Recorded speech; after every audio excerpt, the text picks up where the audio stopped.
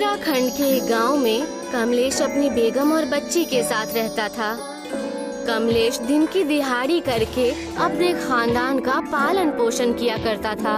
उसकी एक बेटी थी डॉली, जो हाई स्कूल में तालीम ले रही थी। डॉली के बोर्ड्स एग्जाम सर पर थे, इसीलिए कमलेश दिन रात मेहनत करके डॉली के मदरसे और ट्यूशन की फीस भरा करता। लेकिन डॉली का तालीम पर बिल्कुल भी ध्यान नहीं था।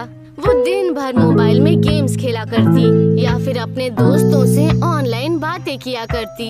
पूरा दिन उसका मोबाइल पर ही निकल जाता था। उसे किताब को हाथ लगाए महीने निकल चुके थे। दिन भर मोबाइल से खेलती हो, कभी तो किताब देखो। तुम्हारी अम्मा और मैं दिन भर मेहनत करके तुम्हें तालीम दिला रहे हैं और तुम हो कि दिन रात बस इस मोबाइल से खेलती हो। नतीजा अगर बेकार आया तो तुम्हारी और तुम्हारे इस मोबाइल की खैर नहीं। ओफो, अब्बू आप भी ना सुबह सुबह शुरू हो जाते हैं। आज आपको काम के लिए देर नहीं हो रही क्या? डॉली और कमलेश की अनबन शुरू हो जाती है और तभी उनके घर उनका लैंडलॉर्ड यानी मकान का मालिक आ जाता है। अरे जनाब कमलेश, तुमने पिछले 3 महीने का किराया क्यों नहीं दिया? कब तक किराया दोगे भाई? इस महीने के आखिर तक 3 महीने का किराया और 15,000 डिपॉजिट लाकर दे दो, वरना घर खाली करके चले जाओ। देखिए जनाब, मैं इतने पैसे कहाँ से ले आऊँगा? मैं आपको 3 महीने का किराया जरूर दे दूंगा, मगर 15,000 डिपॉजिट कहाँ से भरूंगा? ये सब मुझे नहीं पता। मुझे अच्छा किराएदार मिल गया है जो किराया और डिपॉजिट दोनों ज्यादा देगा। इतना कहकर मकान मालिक वहाँ से चला गया। कमलेश और उसका खानदान उदास होकर सोचने लगे, अब हम क्या करेंगे डॉली के अब्बू? हमारे पास तो और कोई जरिया भी नहीं है और ना ही कोई रिश्तेदार जिससे हम मदद ले सके। अरे मेरी समझ में तो कुछ भी नहीं आ रहा है, अंधेरा ही अंधेरा दिख रहा है। इतना कहकर कमलेश मजदूरी करने चला जाता है। कमलेश जब दिहाड़ी करने अपने स्थान पर पहुंचता है, तब वो देखता है कि दूसरे मजदूर अपना अपना सामान बांधकर वहां से जा रहे हैं। अरे क्या मालूम आज सुबह सुबह किसका मुंह देखा था, किस्मत बहुत खराब चल रही है। अरे क्या हुआ भाई साहब, सारे मजदूर कहाँ जा रहे हैं? अरे कहाँ जाएंगे? अपने अपने घर जा रहे हैं। और कहाँ? ठेकेदार ने सबको नौकरी से निकाल दिया। उस आदमी की बात सुनकर कमलेश भागता हुआ ठेकेदार के पास पहुंच जाता है। अरे ठेकेदार साहब, हम सारे मजदूर कहाँ जाएंगे? हमारे बच्चे परिवार क्या खाएंगे? अरे तो मैं क्या करूं? मैंने क्या जानबूझकर ये काम बंद किया है? जिनकी जमीन है उनका कारोबार ठीक नहीं हो रहा है, इसलिए उन्होंने सबको काम से निकाल दिया। ठेकेदार साहब, आपके पास कोई दूसरा काम है? बराए मेहरबानी बताइए, वरना मेरा परिवार भूखों मर जाएगा। अरे यहाँ तो कुछ नहीं है, तुम्हें बाहर ही काम की तलाश करनी पड़ेगी। मुझे माफ करो भाई। कमलेश ठेकेदार की बातों को सुनकर वहाँ से चला जाता है और वो रास्ते में एक मंदिर के पास बैठकर सोचने लग जाता है, हे भगवान, मैं अपनी बीवी और बच्ची को कैसे संभालूंगा? मुझे आपकी मदद चाहिए, कुछ तो रास्ता दिखाइए भगवान, मुझे कोई रास्ता बताइए। ठीक उसी समय एक आदमी परेशान मंदिर की तरफ भागता हुआ आता है और आकर मंदिर के पीछे छिप जाता है। उस आदमी के पीछे कई गुंडे पड़े हुए थे। अरे कहाँ छुप गया? बाहर आ, आज तेरी खैर नहीं। चलो उसे दूसरी तरफ तलाशते हैं, मैंने इसी तरफ उसे भागते हुए देखा है। कमलेश ने उस आदमी को छुपता हुआ देख उससे बात करने का फैसला किया। क्या हुआ भाई, क्या चोरी करके भागे हो जो लोग तुम्हारे पीछे भाग रहे हैं? मैं कोई चोर नहीं हूँ, मेरी प्लास्टिक बनाने की एक फैक्ट्री है। हुकूमत ने उस पर रोक लगा दिया है, इसी वजह से लोग मुझे मारने के लिए मेरे पीछे पड़े हैं। उनका कहना है कि मैंने प्लास्टिक का इस्तेमाल करके आबो हवा को आलूजा किया है। आबो हवा को तो तुमने आलूजा किया ही है। जाओ, इसमें मैं भी तुम्हारी कोई मदद नहीं कर सकता। इतना कहकर कमलेश वहाँ से जाने ही लगता है।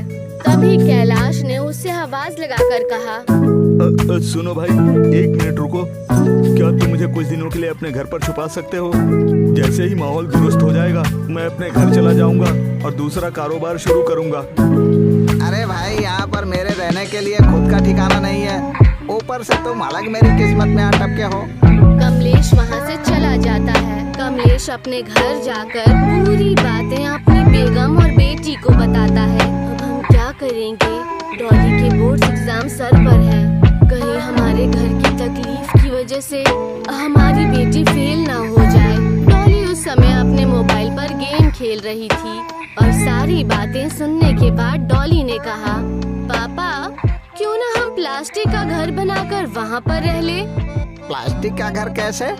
प्लास्टिक से तो हमारी आबो हवा खराब होती है। आज ही मेरी मुलाकात एक आदमी से हुई जिसके पीछे लोग पड़े हुए थे। प्लास्टिक की फैक्ट्री थी उनकी। क्या आप उस आदमी को जानते हैं? क्यों ना उनकी फैक्ट्री से कुछ प्लास्टिक की बोतल लेकर हम अपना खुद का ही एक घर बना ले। मैंने भी सुना है प्लास्टिक कभी नहीं सड़ता और इससे हमारे घर की तकलीफ दूर हो जाएगी और आपका कारोबार भी चलने लगेगा। अरे तुम दोनों की अक्ल ठिकाने पर तो है, कुछ भी बोले जा रही हो। प्लास्टिक का घर कैसे बन सकता है? घर वालों की बातें सुनकर कमलेश रात भर प्लास्टिक के घर के बारे में सोचने लगता है और वो सुबह उठकर कुछ चिप्स और बिस्किट के पैकेट लेकर मंदिर की ओर चला गया। कैलाश भाई, आप हैं या चले गए? मैं आपके लिए कुछ वेफर्स और बिस्किट लेकर आया हूँ। मंदिर जाने के बाद उसने देखा कि कैलाश वहीं मंदिर के बागीचे की सीट पर सोया हुआ था। क्या बात है भाई, तुम अभी आ रहे हो? जब मच्छरों ने पूरी रात मुझे परेशान किया तब तुम कहाँ थे? अरे ये सब बातें छोड़िए, मेरे पास ऐसी तरकीब है जिससे हम दोनों के काम हो जाएंगे। क्या है, जरा मुझे भी तो बताओ। कमलेश कैलाश से सारी बातें बताता है। हमें आपकी फैक्ट्री की प्लास्टिक बोतल की जरूरत पड़ेगी।